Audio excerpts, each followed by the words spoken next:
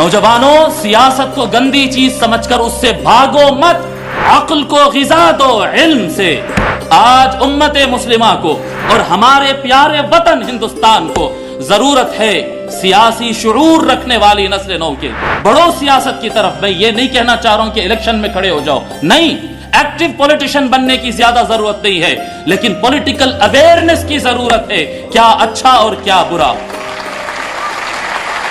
اور یاد رکھیں، یہ انسان کو جو عقل عطا کیا گیا ہے، اس سے سب سے بڑی خدمت جو لی جانے والی ہے وہ ہے سیاست۔ سیاست کو ایک گندی چیز نہ سمجھو۔ ہر کام، ہر فن اچھا بھی ہوتا ہے، گندا بھی ہوتا ہے۔ اگر ڈاکٹری کی جائے، MBBS کیا جائے، طب کی طرف جایا جائے اور اس کا مقصد پیسہ اور شہرت ہو جائے تو ڈاکٹری گندی چیز ہے، لیکن اگر اس کا مقصد خدمت انسانیت ہے تو بہت بڑا کام ہے۔ تعلیم اگر پیسہ مقصود ہو تو چھوٹا کام ہے، اور تعلیم سے اگر مقصد خدمت انسانیت ہے تو بڑی چیز ہے۔ ہر میدان میں ایک خیر ہے، ایک شر ہے۔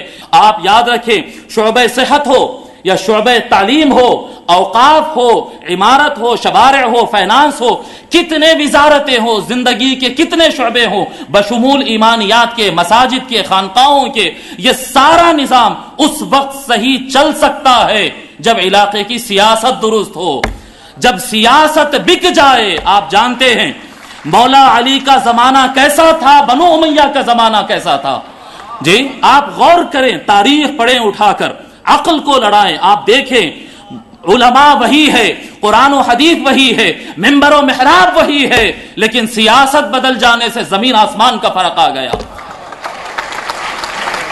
نوجوانوں، سیاست کو گندی چیز سمجھ کر اس سے بھاگو مت، عقل کو غذا دو علم سے، عقل کو غذا دو تاریخ اسلام سے۔ یاد رکھو، علم آپ کو طاقتور بناتا ہے، لیکن سیاسی سوجھ بوجھ، سیاسی سمجھ حاصل ہوتی ہے انسان کو تاریخ پڑھنے سے، اور خصوصاً تاریخ اسلام پڑھنے سے۔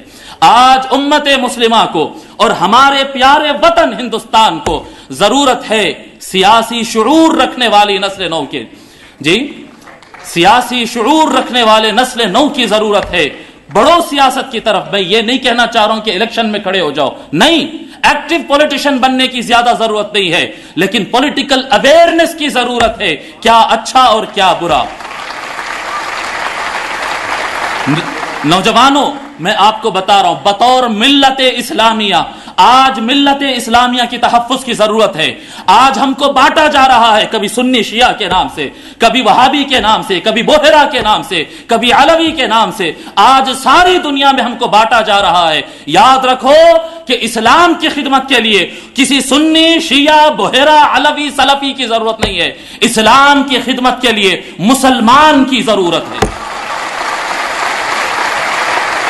پھر جب ہم اپنے وطن کی بات کریں، ہندوستان کی بات کریں، دیکھیں آپ کرپٹ سیاست آج کبھی ہندو مسلم میں تقسیم کرتی ہے، کبھی برہمن اور دلت میں تقسیم کرتی ہے۔ لوگوں، یہ بات کو غور کرو کہ ہندوستان کی حفاظت کے لیے نہ برہمن کی ضرورت ہے، نہ دلت کی، نہ مسلم کی ضرورت ہے، نہ ہندو کی۔ اس ملک کی حفاظت کے لیے ہندوستانی کی ضرورت ہے۔